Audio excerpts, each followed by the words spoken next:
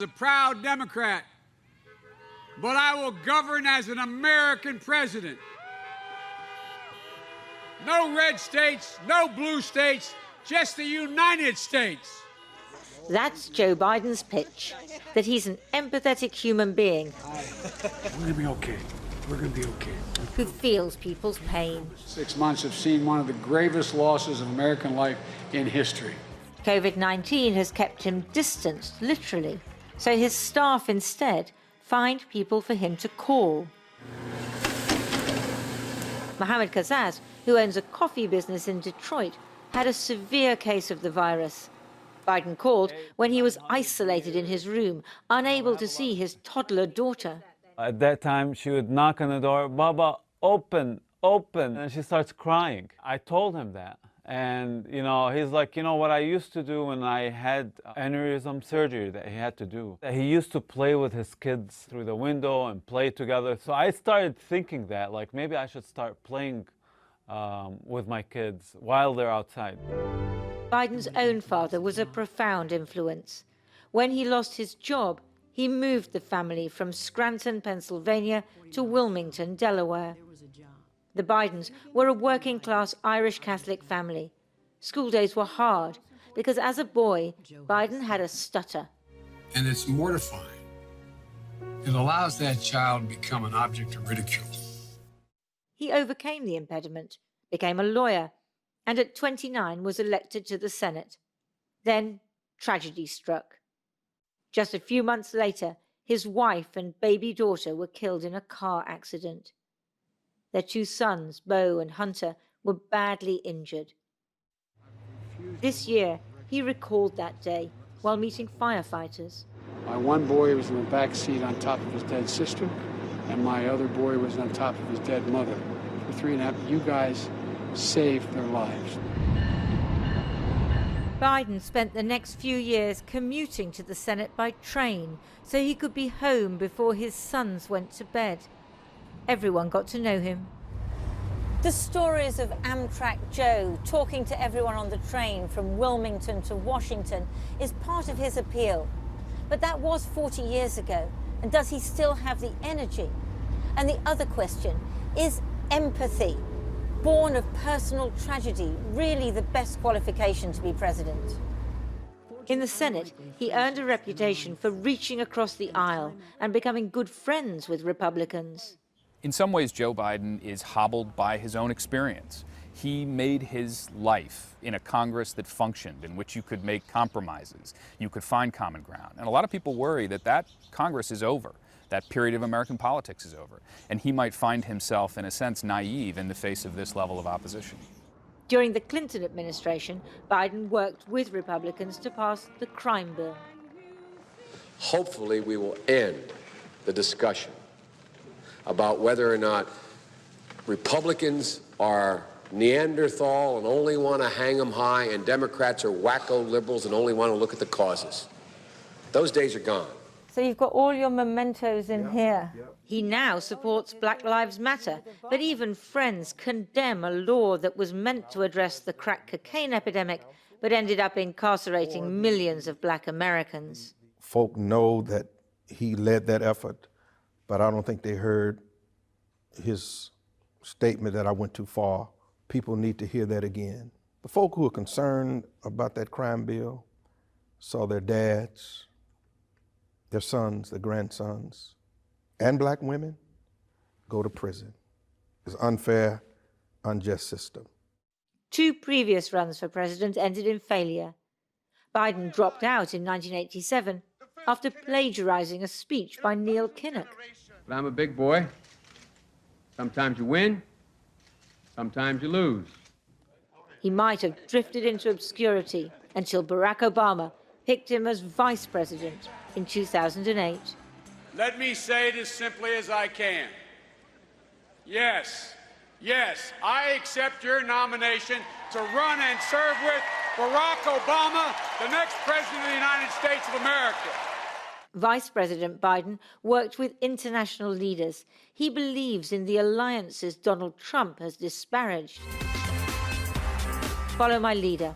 It was a partnership that worked.